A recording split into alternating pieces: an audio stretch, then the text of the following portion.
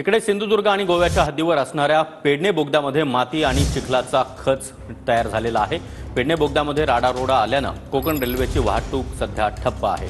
कोकण रेल्वेवरील 13 गाड्या रद्द करण्यात आल्या, त्यामुळे प्रवाशांचे मात्र मोठे हाल झाले।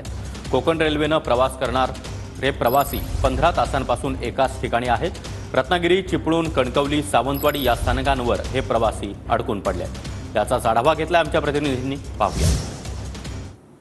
कोकण रेल्वे मार्गावरील गोवा राज्यातील पेडणे बोगद्यामध्ये या ठिकाणी पाणी आलेलं आहे आणि त्यामुळे कोकण रेल्वेची वाहतूक सध्या ठप्प झालेली पाहायला मिळते।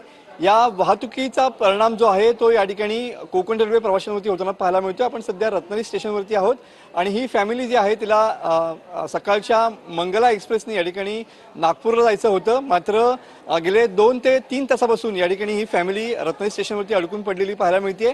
छोटं 7 महिन्याचं बाळ या ठिकाणी आहे आणि त्यासोबतच अनेक प्रवासी या ठिकाणी आपल्याला पाहायला मिळत आहेत आणि या बाळासोबत ही जी फॅमिली आहे ती या ठिकाणी जवळपास 2 ते 3 तासापासून या ठिकाणी अडकून राहिलेली पाहायला मिळते।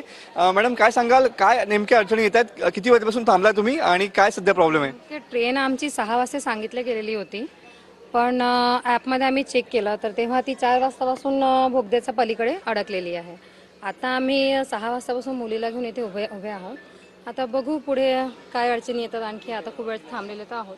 तुम्ही इथे किती वेळ थांबलेला आहात? आम्हाला 2 तास झाले आम्ही इथे थांबलेलो आहोत, तर आणखी 8 तास आणखी वेस्ट होणार। कॅमेरामन समित गजनेसह मी मनोज लेले, TV9 मराठी, रत्नागिरी।